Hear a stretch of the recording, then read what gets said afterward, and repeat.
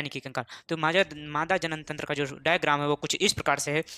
मैंने जो कि बना के आपको दर्शाया है, नामकरण भी किया है, तो नामकरण को समझाने वाला हूँ कि किस नामकरण पर कहाँ पर क्या होता है।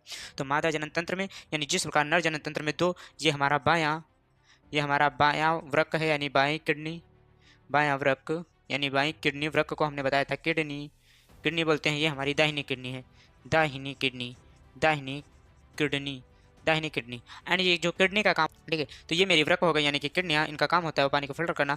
ये मेरी होती है मूत्रवाहिनी, मूत्रवाहिनी यानी जब पानी फिल्टर हो जाता है तो इन्हीं मूत्रवाहिनियों के द्वारा, यानी इन्हीं मूत्रवाहिनियों के द्वारा अंडाशय यानी ये यहाँ पर जो जुड़ा हुआ है यहाँ से, तब जाके यहाँ से होते हुए इस प्रकार से हमारे इस मूत्राशय में आता है।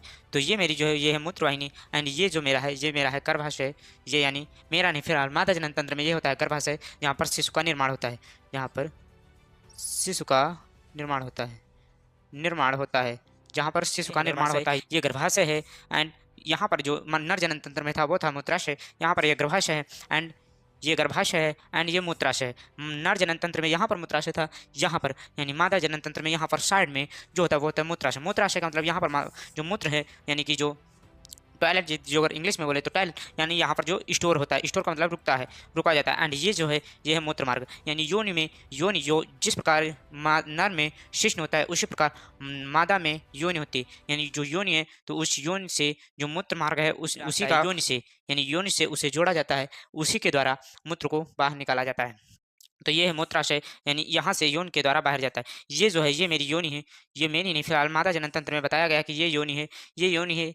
एंड यौन का जो कार्य है वो कार्य है निषेचन करना, निषेचन, एंड ये जो है ये है अंडाशय जिस प्रकार नर जनन तंत्र में बताया गया था कि वृषण से शुक्राणु का यानी शुक्राणु का निर्माण होता है वृषणों से।